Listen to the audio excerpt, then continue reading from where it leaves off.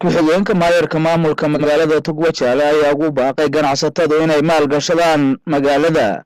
Mudane Muxiyadiin Cabdi Siyahayaha duqa maamulka magaalada Togwajaale ahna ku-xigeenka duqa ayaa sheegay in fursado maalgashi oo wanaagsan ay ka bannaan yihiin magaalada, wuxuuna ugu baaqay ganacsatada inay ka faa'iidaystaan fursadaha maalgashi.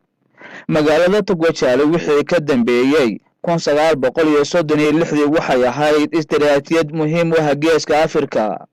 Mudane Muxiyadiin Cabdi ayaana sheegay in ilaha dhaqaale ee magaaladu uu si xawli ah u kobcayo ayna jiraan mashaariic badan oo ay dawladdu ka hirgelisay magaalada. waa magaalo istiraatiiji u ah Itoobiya iyo deegaanka Soomaalida.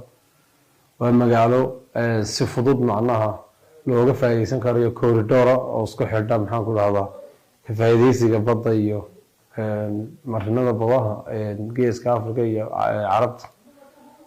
noo Itoobiya waa albaabay ka bariga Itoobiya maxaan ku dhahdaa deegaanka Soomaalida.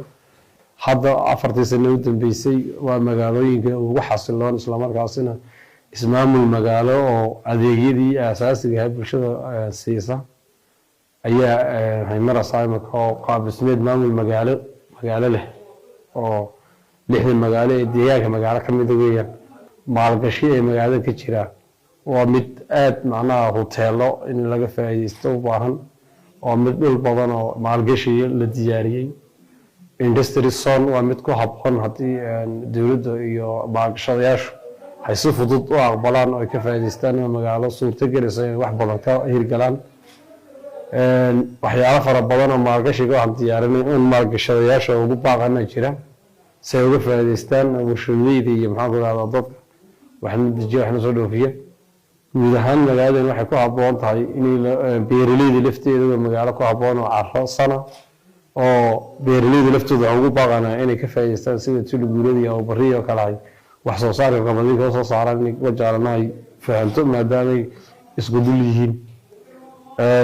shaqooyinka 4 sano dambeysay laga qabtay waxa kamid ah xasiloonida siyaasadeed ee ka jirta deegaanka siyaasad kale wajaalana ka jirta. waxyaalaha kale ee qaabismeedka la kobciyay iyo nidaamka maamulka suuban iyo hawlahaasina waa kuwa garab socda horumarka.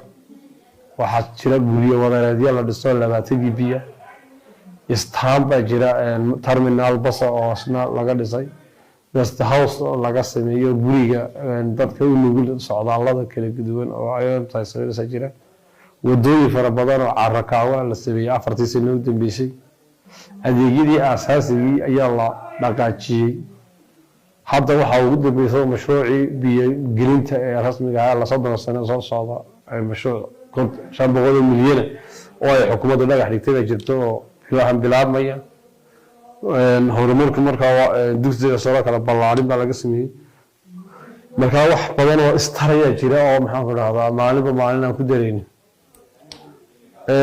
markasta oo horumarkeedu fidana baahideeduna sii ballaaranaysa oo kaabayaasha dhaqaalaha in la sii dhaqaajiyo u baahan tahay oo wadooyin iyo dhismayaal fara badan oo maalgelineed laga sameeyo.